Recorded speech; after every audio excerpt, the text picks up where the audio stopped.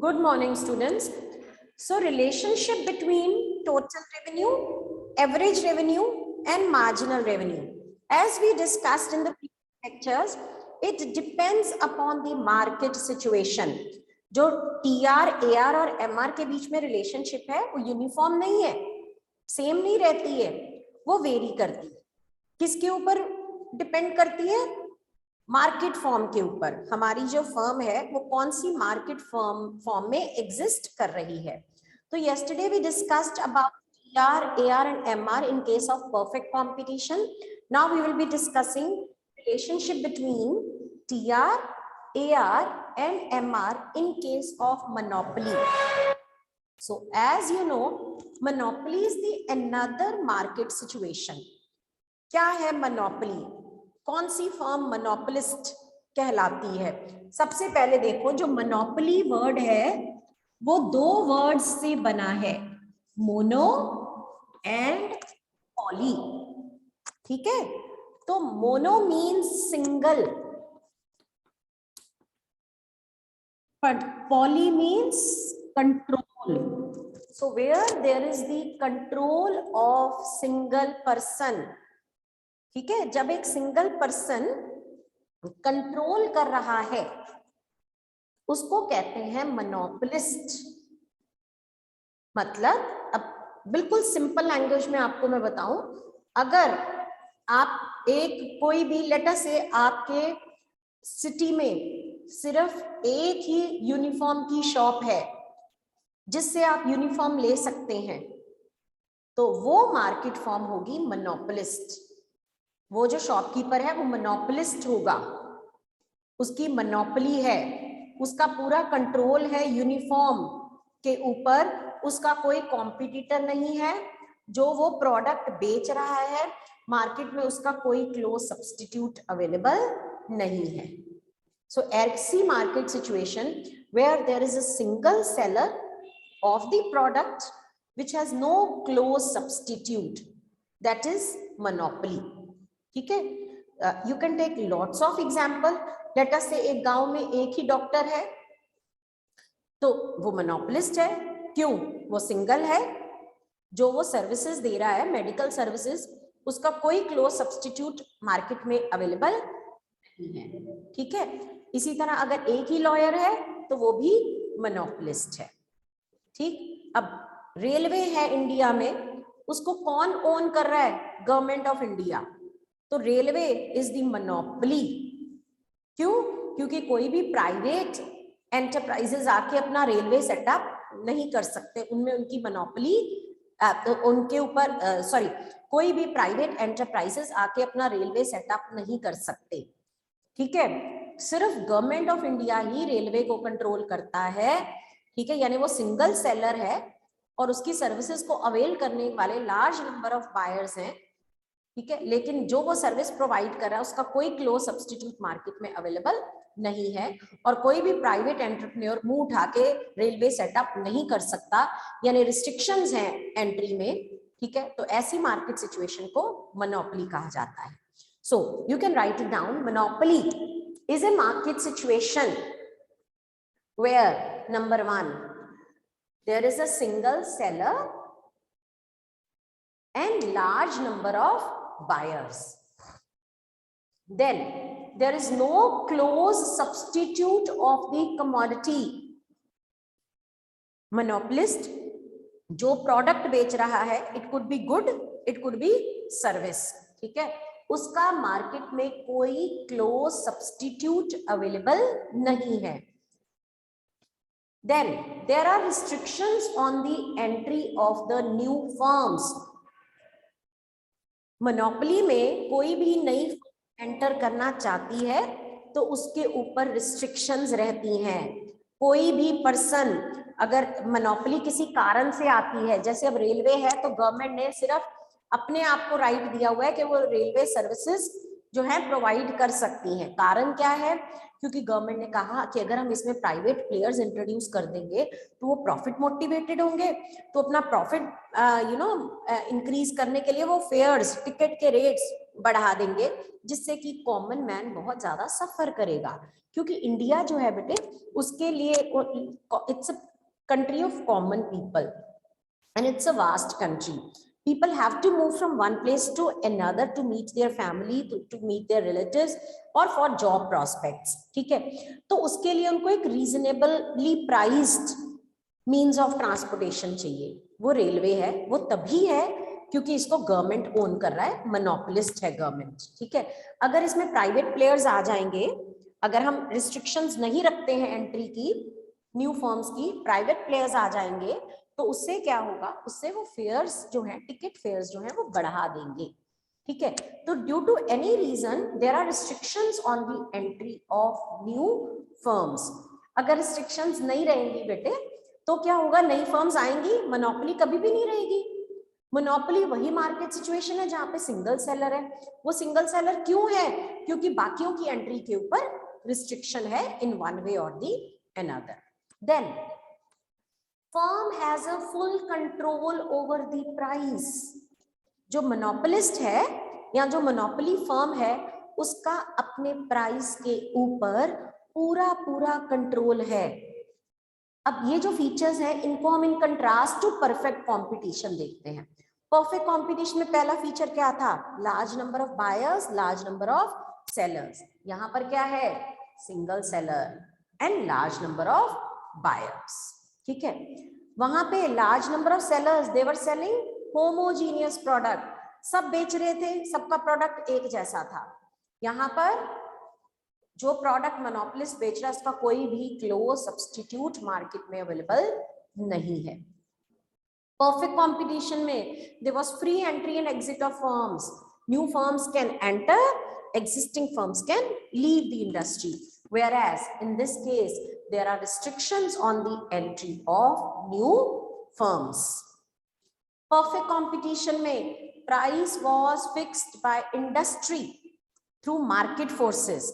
तो market forces जो भी प्राइस फिक्स करते थे, हर फर्म को उसी प्राइस के ऊपर अपना प्रोडक्ट बेचना पड़ता था. Whereas मोनोपोली में मोनोपोलिस्ट का अपने प्राइस के ऊपर पूरा पूरा कंट्रोल है, ये अपना प्राइस खुद फिक्स करता है. That is it has full control over the price.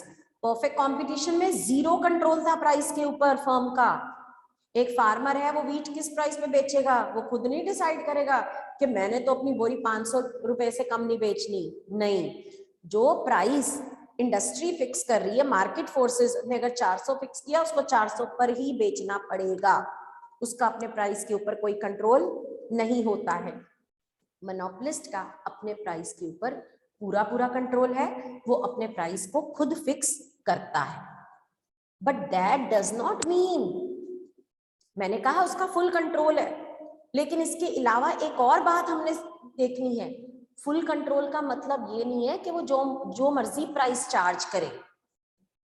अगर उसको सेल बढ़ानी है तो उसको प्राइस कम करना ही पड़ेगा. परफेक्ट कंपटीशन में क्या था, the firm could sell any amount of output at same price. लेकिन मोनोपोली में क्या है, even though monopolist has full control over the price, but in order to increase the sale, monopolist has to reduce the price.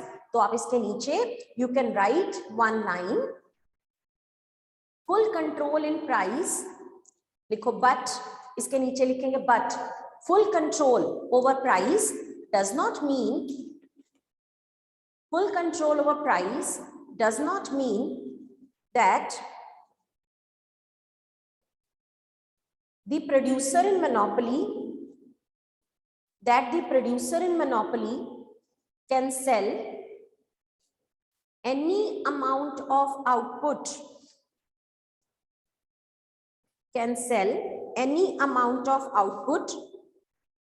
at any price.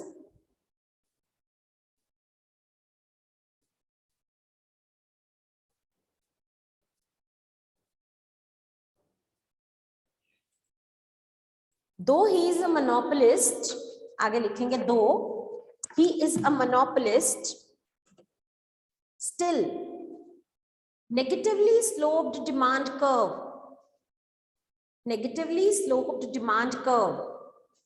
is a big constraint for him. जो monopolist को demand curve face करता है वो negatively sloped है. Negatively sloped का मतलब क्या है? Negative relationship between price and demand. अगर वो हाई प्राइस फिक्स करेगा तो उसके प्रोडक्ट की डिमांड गिर जाएगी. तो अगर वो ज्यादा डिमांड क्रिएट करना चाहता है तो उसको अपना प्राइस कम करना ही पड़ेगा. ठीक है, तो लिख लीजिए demand curve gives negative relation. Demand curve gives negative relation between price and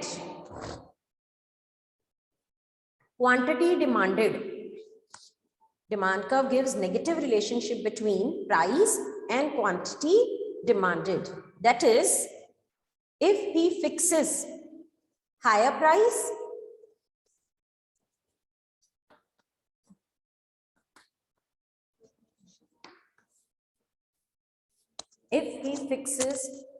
price, demand will fall.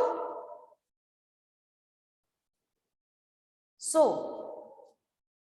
in order to create more demand,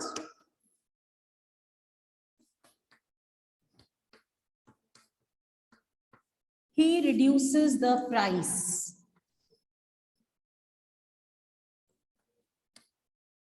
In order to create more demand, he reduces the price.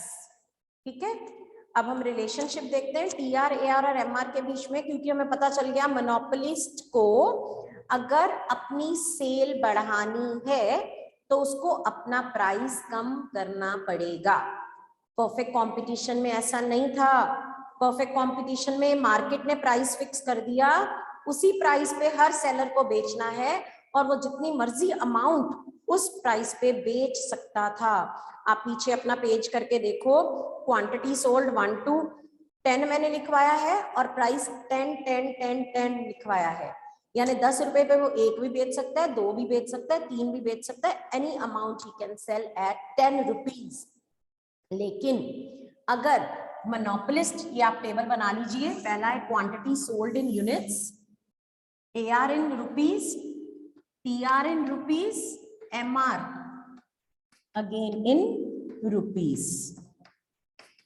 ठीक है, so suppose हमने जो है product का price fix किया 10 rupees. Monopolist कहता है मैं 10 रुपए पे पेन बेचूंगा, 10 रुपए पे उसका एक पेन बिका. ठीक है, अब उसने कहा नहीं भाई मेरे को तो सेल बढ़ानी है, मैं ऐसे करता हूं, मैं प्राइस कम कर देता हूं. उसको पता है अगर वो प्राइस कम करेगा तो लोग ज्यादा खरीदेंगे, तो उसने प्राइस कर दिया 9. Now he is able to sell 2 units. He again wants to increase his sale, so he reduces the price to say 8 rupees. जब उसने 8 रुपए प्राइस कर दिया, अब उसके 3 यूनिट बिक गए. Again, in order to sell more, he further reduces the price 2 rupees 7. Which leads to increase in sale. Now the sale increases to 4 units. फिर और कम किया, 5 यूनिट बिक गए. और कम किया, 6 यूनिट बिक गए. और कम कर दिया उसने प्राइस, 7 यूनिट बिक गए. और प्राइस कम कर दिया, अब 8 यूनिट बिक गए. 1 to 8 तक सफिशिएंट है. ठीक है, आपने जब लर्न करना है आपने यहाँ पे 1 to 8 लिख देना है, यहाँ पे 10 to बैकवर्ड काउंटिंग, 10 से बैकवर्ड काउंटिंग लिख देंगे. ठीक है, now let us see what is the total revenue. जब उसने एक यूनिट बेचा, 10 रुपए का बिका, तो उसके पास कितना रेवेन्यू, उसकी सेल प्रोसीड्स कितनी हुई? 10 रुपए. यहाँ पे उसकी सेल प्रोसीड्स 18. यहाँ पे 8 into 3 24, फिर 7 into 4 28, 5 into 6 30, 6 into 5 30, 7 into 4 28, 8 into 3 24।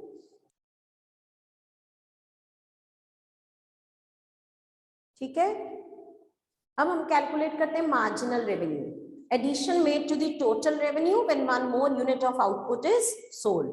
तो बेटे जब 0 यूनिट बेचे होंगे तो टोटल रेवेन्यू 0 रहा होगा, जब 1 यूनिट बेचा तो टोटल रेवेन्यू बढ़ के कितना हो गया 10, तो मार्जिनल रेवेन्यू कितना हुआ 10 माइनस 0 10।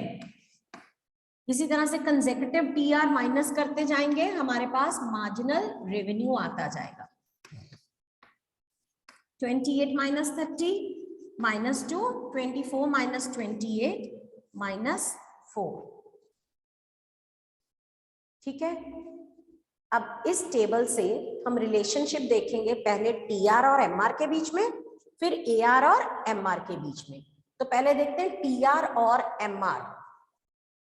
जैसे जैसे हम ज्यादा यूनिट्स बेचते जा रहे हैं, इनिशियली हमारा टोटल रेवेन्यू बढ़ रहा है, बढ़ रहा है।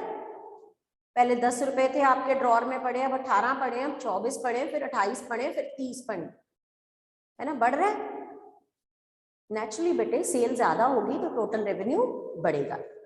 किस रेट पे बढ़ रहा है? क्या कांस्टेंट रेट पे बढ़ रहा है? क्या 10 से 20, 20 से 30, 30 से 40 हुआ? नहीं, 10 से कितना हुआ 18। पहले 10 रुपए बढ़ा, फिर 8 रुपए बढ़ा, फिर 6 रुपए बढ़ा, फिर 4 रुपए बढ़ा, फिर 2 रुपए बढ़ा। यानी even though TR is increasing but it is increasing at diminishing rate.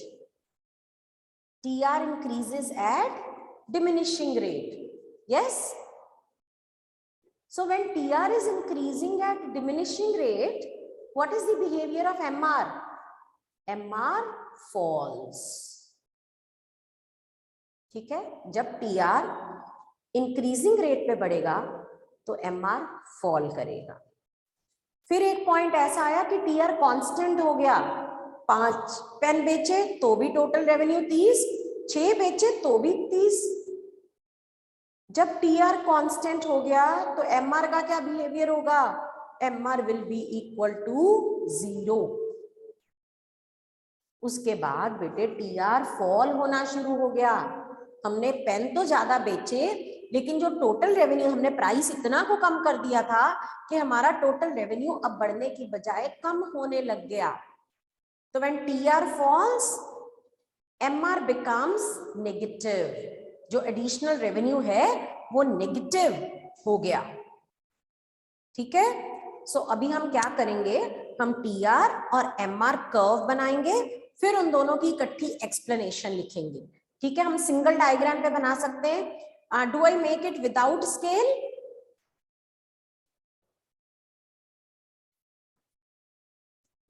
मैं बिना स्केल के बना रही हूं क्योंकि बेटे एग्जाम्स में हमारे पास इतना टाइम नहीं होता। मोरओवर अभी तक आपको समझ जाना चाहिए कि कर्व कैसे बनता है। अगर बढ़ रही है कोई वैल्यू तो इंक्रीजिंग पॉजिटिव स्लोप होती है, अगर कम हो रही है तो उसकी स्लोप नेगेटिव हो जाती है, अगर कांस्टेंट रेट से बढ़ती है तो स्ट्रेट लाइन होती है, अगर डिमिनिशिंग रेट पे बढ़ती है तो कनकेव होती है, अगर इंक्रीजिंग रेट पे बढ़ती है तो कन्वेक्स होती है। So you are aware of all these facts. हमें कर्व बनाना है टीआर और एमआर, तो हम एक्स एक्स वाई एक्सिस पर कर्व्स ये ले लेंगे, इधर हम लेंगे quantity sold. First of all we will be making TR curve. तो देखो जैसे जैसे हम ज्यादा यूनिट्स बेच रहे हैं टीआर इंक्रीज हो रहा है, यानी टीआर कर्व पॉजिटिवली स्लोप्ड होगा। अब पॉजिटिव, ये भी पॉजिटिवली स्लोप्ड है, ये भी पॉजिटिवली स्लोप्ड है, ये भी पॉजिटिवली स्लोप्ड है। बताओ कैसा बनेगा? 1 2 3, who will tell me? Deepak,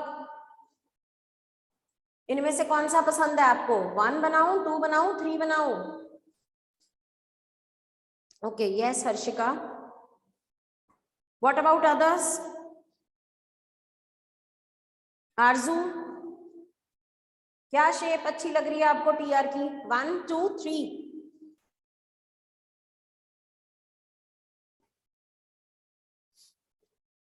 all sleeping. Okay, गर्व को 3 पसंद आ रही है. व्हाई इज इट सो गर्व?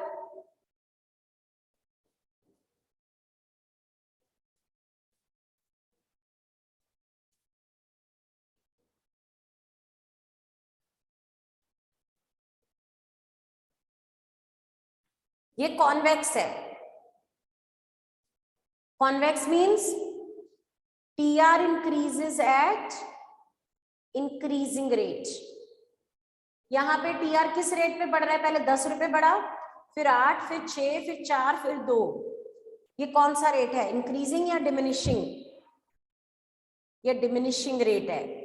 तो जब भी किसी भी कर्व या वेरिएबल की वैल्यू डिमिनिशिंग रेट पे बढ़ती है तो उसकी शेप कॉन्केव होती है.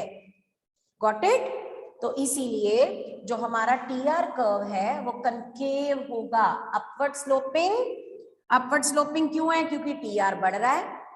कनकेव क्यों है? क्योंकि डिमिनिशिंग रेट पे बढ़ रहा है. ओरिजिन से स्टार्ट क्यों होगा? क्योंकि 0 यूनिट बेचोगे तो टोटल रेवेन्यू 0 रहेगा. ठीक है, तो ऐसा कर्व होगा TR कर्व.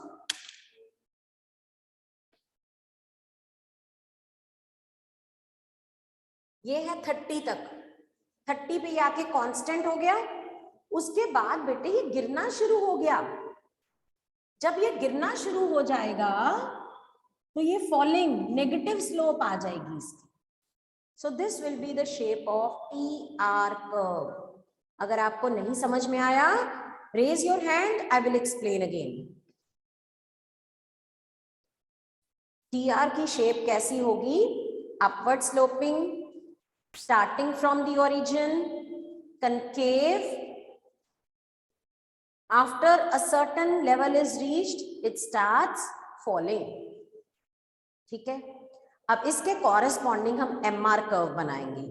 बेटे देखो, जब तक TR डिमिनिशिंग रेट पे बढ़ रहा है ना, तब तक MR का क्या बिहेवियर है? MR फॉल कर रहा है. MR is falling. फिर जहां पर TR कांस्टेंट आ गया वहां पर MR क्या हो गया? 0. पहले तो फॉल कर रहा है. ठीक है, फॉल कर रहा है मतलब इसकी स्लोप क्या रहेगी? नेगेटिव. तो पहले हम क्या करेंगे? टू बी एक्यूरेट, हम यहाँ पे जहां पे TR मैक्सिमम है वहां से एक लाइन ड्रॉ करेंगे यहां तक. क्यों लाइन ड्रॉ की? क्योंकि जहां पर TR मैक्सिमम है वहां पर MR 0 है. उससे पहले MR फॉल कर रहा है, फिर 0 आ गया, उसके बाद ये नेगेटिव हो गया. ठीक है, so this is how the shape of MR curve will turn out to be. A negatively sloped curve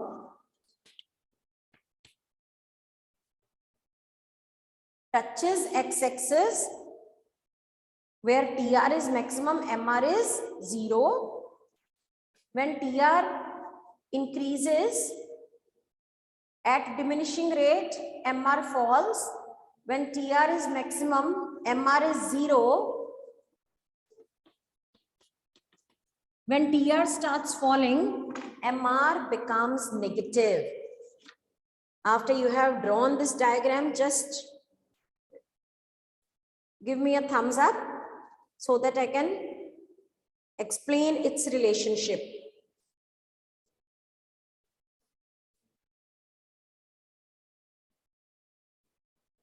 Okay, only Harshika is giving me and Isha is giving me reply. Chalo, 4 students ne bol di. All right, so write down. इसके नीचे लिखिए relationship between TR and MR. Relationship between TR and MR. And another thing बेटे, Monday को ना हम business studies के period में भी इकोनॉमिक्स करेंगे. ठीक है, first and second both periods will be that of economics. Okay, रहने देते. That day we have 3 lectures. So you log in accordingly, we will see. ठीक? Okay. Number 1. When TR increases at diminishing rate,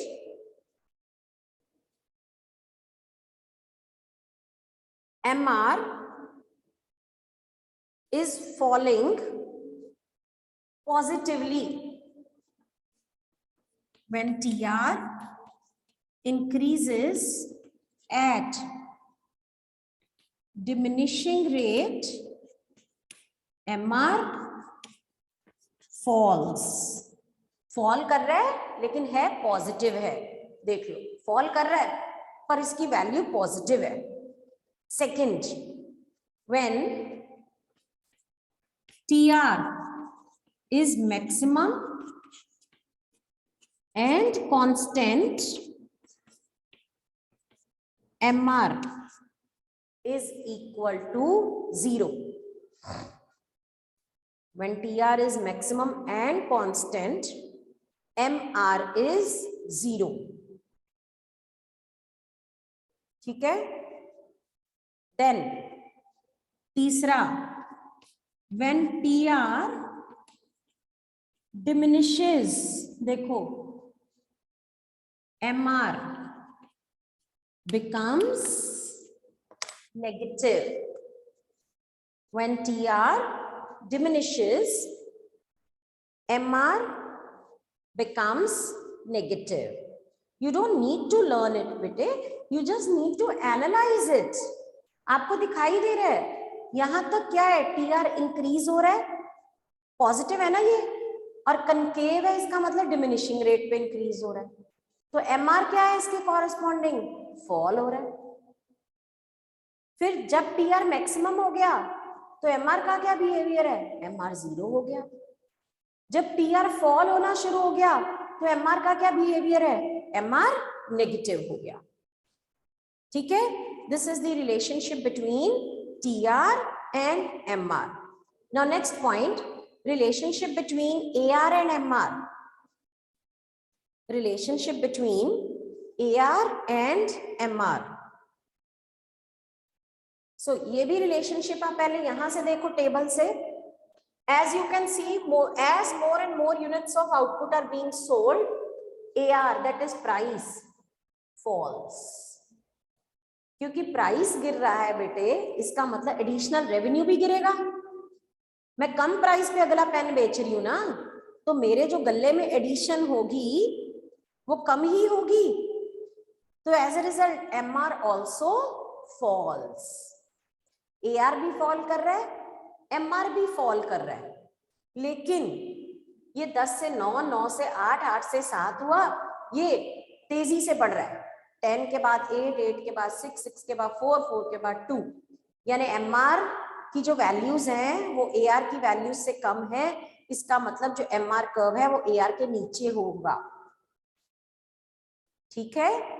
AR falls, MR also falls, but MR lies below AR. Got it?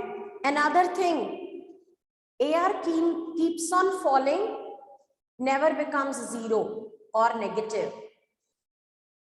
MR may become 0 and it may become negative. ठीक है. So what we will do, we will draw AR and MR curve. Again without scale बना लेते हैं.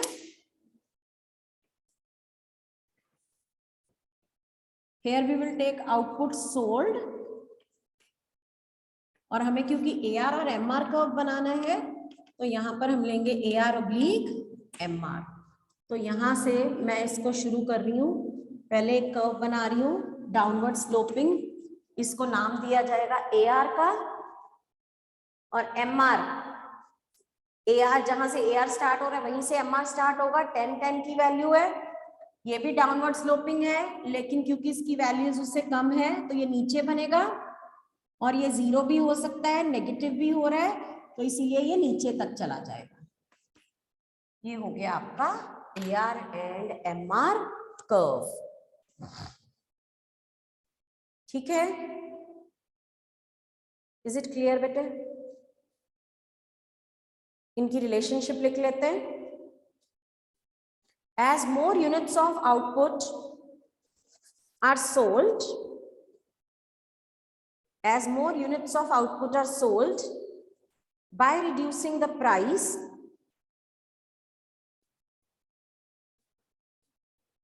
AR declines. Therefore, AR and MR curves are downward sloping. Therefore, AR and MR curves are downward sloping and MR curve lies below AR. MR curve lies below AR. ठीक है? So that's all for